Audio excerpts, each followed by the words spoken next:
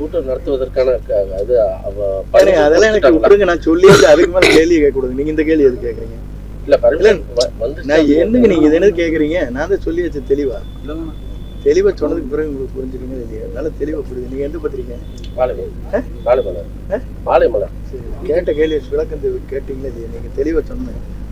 கொடுக்க வேண்டிய உங்களுக்கு வந்து உங்க பேர்ல ஒரு குற்றச்சாட்டு தான், உங்களுக்கு தான் நோட்டீஸ் கொடுக்கணும். உங்களுக்கு கொடுக்கல. அப்ப கூட்டம் நடத்துவதற்கு எந்த தடையும் இல்லை. தடையும் இல்லை. கூட்டம் நடத்துவதில் எந்த விதமான தடைகளும் இல்லை. இந்த கூட்டத்தில் புதுசா யாராவது கட்சியில சேர்றாங்க? பொறுத்திருந்து பார்க்கணும்.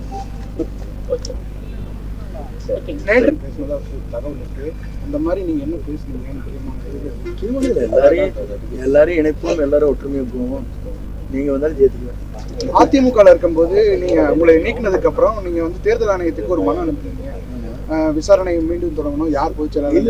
இப்ப அந்த வழக்கு என்ன பண்ண போறீங்க?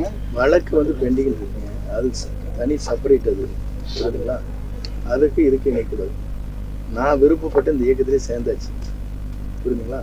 என்னை உறுப்பினரை நீக்குவதற்கு 72 இருந்திருக்கிற தலைவர் காலத்தில் இருக்கிற அது வந்து உயர்மட்ட குழு வரையிலும் நான் இருக்கிறேன். என்னை வந்து புதிதாக வந்தவர்கள் நீக்க இயலாது. அதுதான் அந்த ரீசன் கொடுத்துருக்காங்க. அது சொன்னது சொன்னாங்க 250 பக்கம் இல்லை 2500 பக்கம் கொடுத்தா பார்த்துக்க வேண்டியதானாங்க. அதுக்கெல்லாம் பதில் சொல்ல வேண்டியது அவங்க.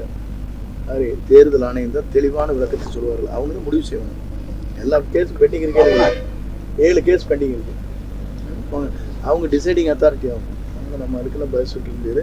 நான் விருப்பப்பட்டு இந்த இயக்கத்தை சேர்ந்துட்டேன். கடுமையாக உழைக்கலாம்னு முடிவு பண்ணியாச்சு. என்னை வரவேற்கிறேன், வாழ்த்துக்கிறேன்.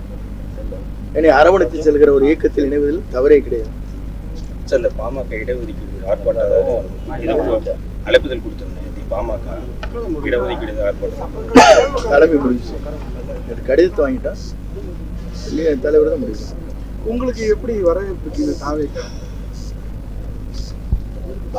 தலைவர் காலத்தில் நான் எப்படி இருந்தோனோ, அம்மா காலத்தில் எப்படி இருந்தோனோ அதை போலதான் வரவேற்பு. Okay sir. நான் மற்றற்ற மகிழ்ச்சியோடு இருக்கிறேன். நீங்களும் அதில் சேர்ந்து கொள்ளலாம்.